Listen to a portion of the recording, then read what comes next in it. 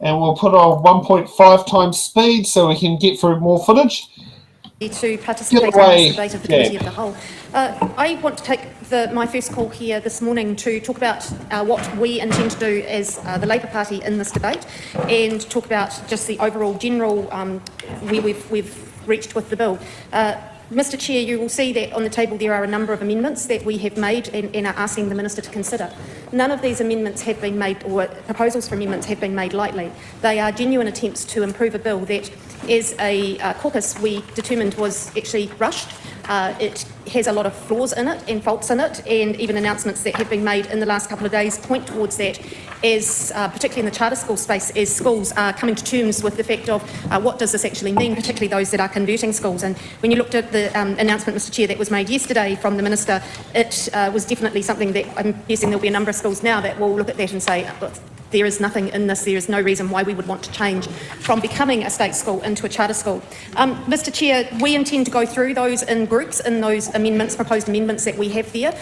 We have signalled for a start off that we will be dealing with, and just to give the Minister a heads up about where the line of inquiry will go to, we'll start with the intent to look at the industrial side of things. Our spokesperson in the workplace relations, Camilla Bellich, will sort of lead that part of the debate off. We want to look at the network management side of it, which the Minister did say was a small part of the network provision for early childhood, which the Minister did say was a small part of the bill. I would contend that that is not the case, particularly by the number of people who did actually make submissions in that area, and I do have a few questions that relate to that, and then delve quite deeply into the charter school amendment itself. So it's sort of starting with the charter school, and the reason for that is that our spokesperson in that area does have to leave early, so we thought that it would be prudent to start with those areas and then come back to the network management and then come back to the charter school itself. I just want to make some opening statements before we carry on, to say that we absolutely wholeheartedly have the stance that charter schools are an unproven ideological idea.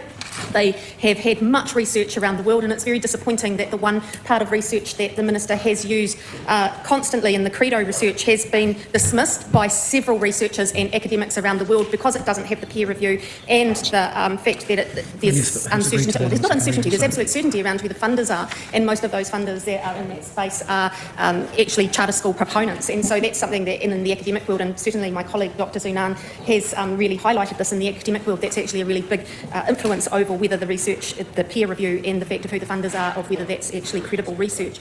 The rest of the research, as we know, shows that there is very, well, it's not even limited, it's almost a negative impact on the system as a whole. We know that there are more examples around the world, and including in New Zealand too, of charter schools failing. So, Minister, I guess my first question for you, it's not I guess, it is my first question for you, is why has there been such a reliance upon that particular lot of research? You talk about it being Stanford University. We know that the research that has actually come out of Stanford University, and not an organisation that's based there, but the actual Stanford University, shows exactly the opposite in the research, and shows that these charter schools have had a negative impact. So my question to you first off is, why has there been that reliance upon that Credo research, and what other research have you been looking at, that particularly in the New Zealand space, that would show a positive impact, if there is any? Thank you. Mr Chair. The Honourable Minister. I could quote extensive research. However, the House agreed at the second reading on the policy principles, including advancing a charter school model. If any members have any questions about whether the legislation as proposed properly expresses that policy decision, I'd be happy to address it.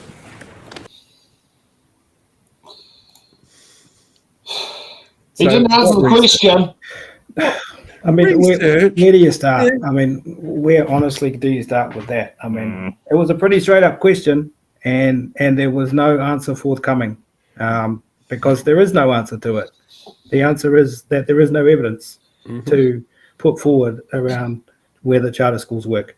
It does sound very much like they've found one piece of quasi-academic research that kind of says what they want it to say, and gone, yeah, this is what we're building everything up on. This is exactly what we need to prove that we're in the right, and every other piece of research that we've got is completely useless. I mean, the interesting thing is that, like, we interviewed her a few weeks ago, me and Paul, and she said that if they do get back in, they would find legal route to abolish the contracts and stop the contracts. So if they do get in, I'll be interested to see how they proceed with that. Tuffany, we're playing at 1.5 times speed.